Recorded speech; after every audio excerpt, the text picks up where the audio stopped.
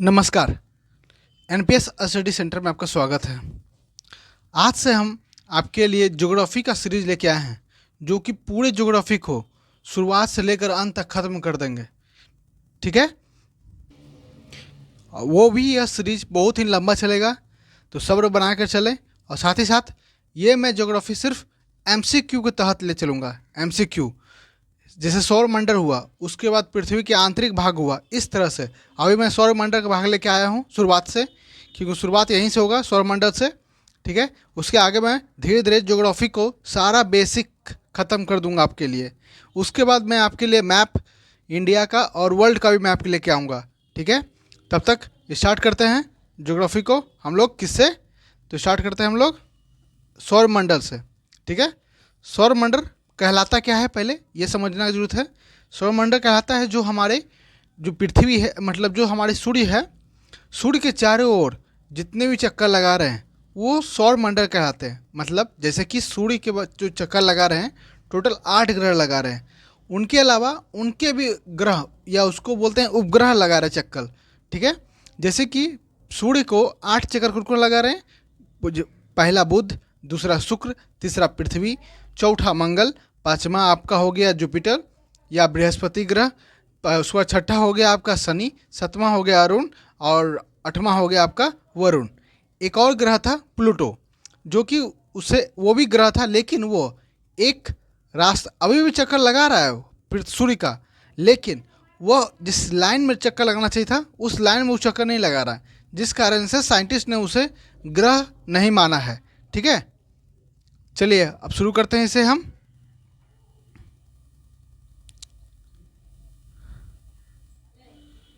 तो पहला प्रश्न देखिए क्या कहता है। पहला प्रश्न पूछता है, पहला प्रश्न है सौर प्रणाली की खोज किसने की थी। क्या बोला है, सौर प्रणाली की खोज किसने की थी। सौर प्रणाली की खोज किसने की थी, तो किसने किया था, कॉपरनिकस ने किया था। किसने किया था, कॉपरनिकस ने खोज किया था सौर प्रणाली को। ठीक है, अगले प्रश्न चलते हैं। अगला प्रश्न क्या कहता है, सूर्य के चारों ओर घूमने वाले खगोलीय पिंड क्या कहलाते हैं। देखिए, सूर्य के चारों ओर, सूर्य यहाँ हो गया, उसके चारों ओर 1 2 3 4 इसी तरह से बढ़ता जाता है। तो ये जो चक्कर लगा रहे हैं ये ग्रह, ये क्या कहलाते हैं, तो ये ग्रह कहलाते हैं। ठीक है, लेकिन यही किसी एक ग्रह के बाहर चक्कर लगा रहे हैं तो उसे क्या कहते हैं, उपग्रह कहते हैं। ठीक है, और क्षुद्र ग्रह क्या कहते हैं, क्षुद्र ग्रह वो होता है जो मंगल और एक मिनट, मंगल और जुपिटर के बीच में जो बहुत सारे पदार्थ हैं वो घूम रहे हैं, तो उसे क्या कहते हैं, क्षुद्र ग्रह कहते हैं। ये बहुत ही बड़े होते हैं।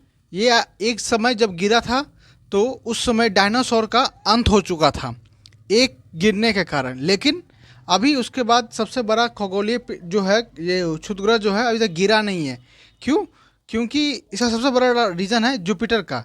जुपिटर इतना बड़ा है कि इसे अपनी तरफ ज़्यादातर खींचता है, क्योंकि मार्स के बाद जो है पृथ्वी आती है, अर्थ आता है। ठीक है, तो ये अभी भी हम लोग की तरफ गिरते आ रहा है, बहुत सा गिरता है, ये कभी इधर गिरता है, कभी इधर गिरता है, कभी इधर गिरता है, कभी इधर गिरता है, ये गिरता ही आ रहा है। लेकिन सबसे ज़्यादा काम करता है जुपिटर इसे खींचने में, इसलिए जुपिटर को वैक्यूम ग्रह भी कहा जाता है। ठीक ना, क्योंकि ये वैक्यूम क्लीनर की तरह उसे खींचता है। और जो हल्का फुल्का जो गिर रहा है वो इस साइड गिरता है, जो कभी कभी मार्स पर टकरा जाता है, हमारे पृथ्वी में भी अभी आती है, रात में आपको दिखता होगा, जिसे हम लोग टूटता तारा बोलते हैं। वो टूटता तारा होता है बहुत कम है, वो क्षुद्र ग्रह ही होता है जो आकर पृथ्वी से टकराता है, लेकिन पृथ्वी में वायुमंडल होने के कारण वो जल कर नष्ट हो जाता है। ठीक ना, चलिए अगले प्रश्न देखते हैं।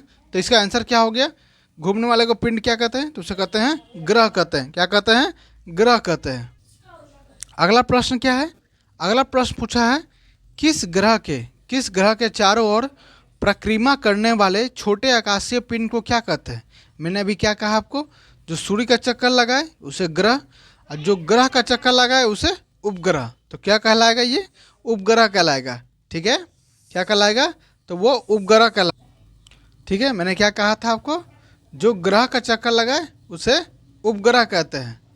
ठीक है, आगे देखते हैं। सौर तारा किसे बोलते हैं? सौर तारा ही बोलते हैं किसे? तो उसे बोलते हैं सूर्य जैसे ही कोई अगला कोई तारा हो, या कोई सूर्य जैसा ही अगला कोई चीज़ हो जो बहुत ही गर्म हो, उसे कहते हैं सौर तारा। ये बहुत जैसे कि ये बहुत दूर दूर होते हैं। जैसे कि एक आपका सूर्य हो गया, यहाँ से अब करोड़ों साल दूर, प्रकाश वर्ष दूर जो होगा एक मिलेगा सौर तारा, वैसे ही करोड़ों प्रकाश दूर वर्ष दूर होगा मिलेगा, ऐसे बहुत कम होते हैं। ठीक है, उसी को तारा बोलते हैं क्योंकि चमकता है, जितना वो गर्म होगा, चमकीला होगा, उतना ही दिखता है वो दूर से, तो चमकीला तरह दिखता है, जिस कारण से हम लोग उसे तारा बोलते हैं। लेकिन तारा असल में हम लोग जिसे अभी सूर्य बोल रहे हैं वही तारा ही है। ठीक है, अगला देखते हैं। अगला प्रश्न क्या कहता है? अगला प्रश्न है ग्रहों की गति के नियम किसने प्रतिपादित किया था? क्या बोला है? ग्रहों के गति के नियम। ग्रह जो है चक्कर लगा रहे हैं सूर्य का, उसे प्रतिपादन मतलब उसे किसने कहा था कि ये सूर्य के चक्कर लगा रहे हैं, या गति का नियम दिया था? तो किसने दिया था? ये दिया था आपके कैप्लर ने। किसने दिया था?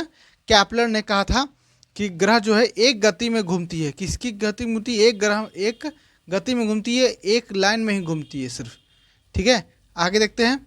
अगला प्रश्न है, अगला प्रश्न क्या बोला है? सूर्य के चारों ओर घूमने वाले ग्रहों की कुल संख्या कितनी है? मैंने आपको शुरुआत में ही बताया था, सूर्य के चारों ओर घूमने वाले ग्रहों की संख्या कितनी है? तो वह है आपके 8। कौन कौन से है?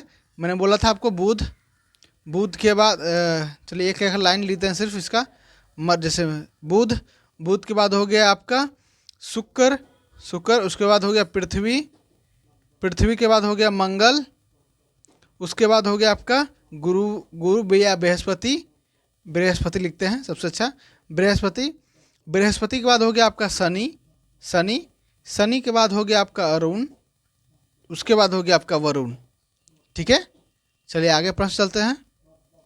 आगे क्या बोला है?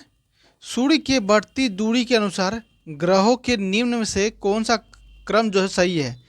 तो क्या बोला है? सूर्य की ओर, सूर्य से दूर जाते हुए लेकिन बढ़ती हुई दूरी के अनुसार। तो पहले क्या है? पहले आता है बुध, फिर आता है शुक्र, फिर आता है पृथ्वी, तब आता है आपका मंगल। तो क्या आंसर होगा इसका? ऑप्शन ए जो है इसका सही है। ठीक है, आगे बढ़ते हैं। अगला क्या बोला है? पृथ्वी से बढ़ते दूरी के अनुसार ग्रहों के नियम।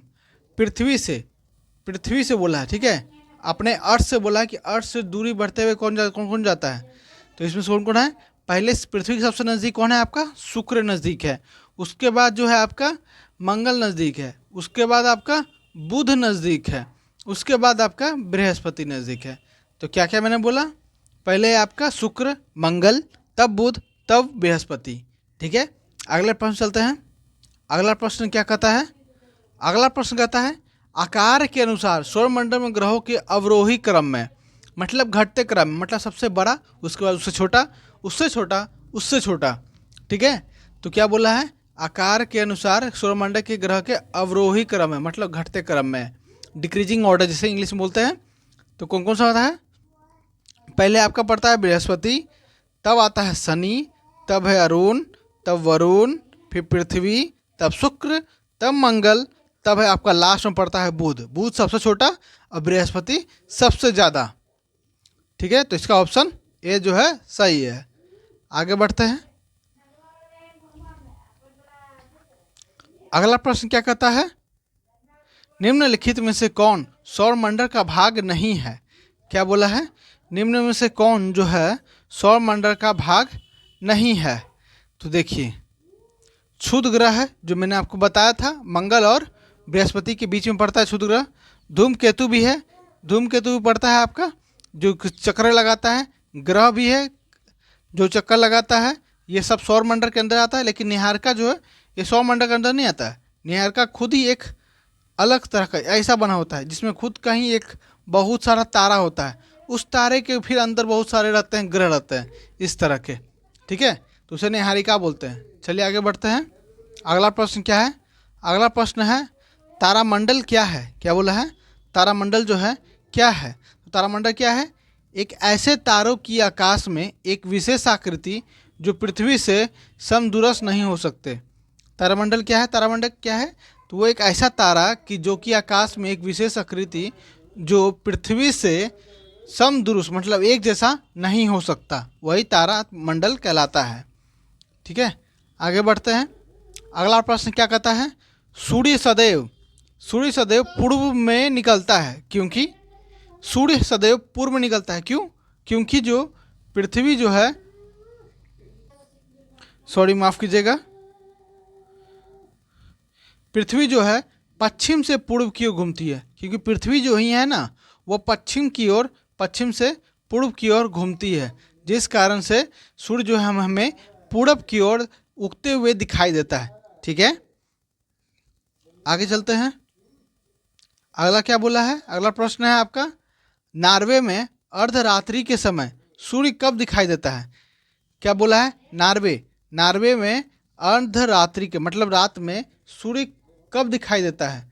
क्योंकि रात में भी दिखाई देता है नॉर्वे, क्योंकि वो पड़ता है कहाँ पे, पोल के पास पर पड़ता है, नॉर्वे पोल के पास पड़ता है, जिस कारण से वो दिखाई देता है आपको 21 जून को। कब दिखाई देता है? 21 जून को दिखाई देता है सिर्फ। ठीक है, आगे बढ़ते हैं। अगला प्रश्न है, एक ग्रह के अपने कक्ष में सूर्य से अधिकतम दूरी क्या कहलाता है? मान लीजिए एक ग्रह से कि जो अपनी कक्ष में जो सूर्य की अधिकतम दूरी है वो क्या कहलाता है? तो वो कहलाता है आपका अपसोर। क्या कहलाता है? अपसोर। मतलब पृथ्वी से सूर्य की दूरी को अधिकतम दूरी कहलाता है। जैसे कि मान लीजिए कि पृथ्वी अभी यहाँ पर चक्र लगा रहा है, 21 मिनट बताते हैं आपको, सूर्य हो गया, ये हो गया आपका, यहाँ पर अर्थ घूम रहा है, ठीक है, ये सूर्य हो गया। तो मान लीजिए यहाँ सबसे कम डिस्टेंस है, लेकिन ज़रूरी नहीं है यहाँ का सबसे ज़्यादा डिस्टेंस होगा। तो यही कहा है, ये अधिकतम दूरी कहलाएगा क्या? ये कहलाएगा अपसोर। ठीक है, क्या कहलाएगा? अपसोर कहलाएगा। तो इसका आंसर हो गया बी ऑप्शन। और वहीं क्या बोला आगे देखिए, कह दिया है सूर्य से न्यूनतम दूरी क्या कहलाएगा? तो वो उपसौर कहलाएगा। मैंने क्या बताया था कि ये सूर्य है, ये पृथ्वी है यहाँ पर सबसे नज़दीक, और ये दूर है पृथ्वी, क्योंकि पृथ्वी राउंड मार रहा है सूर्य का। तो ये सबसे नज़दीक हो गया, सबसे दूर हो गया था अपसौर, पास हो गया था उपसौर। याद करने का तरीका देखिए, जो है अपसौर से याद रखिएगा, अप ऊपर की ओर, अप ऊपर की ओर होता है अप, तो सबसे दूर हो गया उप पहले, जब अप ऊपर हो गया तो ऊपर नीचे हो जाएगा, तो मतलब उपसौर जो है सबसे कम डिस्टेंस लेगा। ठीक है, आगे देखते हैं। अगला प्रश्न है हमारा, निम्न में से किनके बीच औसत दूरी को खगोलीय एकक कहा जाता है? क्या बोला है? किनके बीच की औसत दूरी को खगोलीय एकक कहा जाता है? तो खगोलीय एकक किसे कहा जाता है? तो वो पृथ्वी और सूर्य के बीच की जो औसत दूरी को कहा जाता है खगोलीय एकक। ठीक है, सूर्य तथा पृथ्वी के बीच की दूरी को। आगे बढ़ते हैं। अगला प्रश्न बोला है, मध्यरात्रि सूर्य का क्या अर्थ है? मध्यरात्रि सूर्य का अर्थ है आपका, सूर्य का अर्थ है सूर्य के ध्रुवीय वृत्त में देर तक चमकना। क्या बोला है? सूर्य के ध्रुवीय वृत्त में, ध्रुवीय मतलब ये ऊपर वाला, ध्रुवीय वृत्त में देर तक चमकना ही कहलाता है आपका मध्यरात्रि का सूर्य। ठीक है, क्योंकि ये जो हमारी पृथ्वी है ऊपर, यहाँ जैसे कि सूर्य यहाँ पे है, या लाइट तो यहाँ सबसे ज़्यादा पड़ेगा, लेकिन इस साइड अंधेरा रहेगा।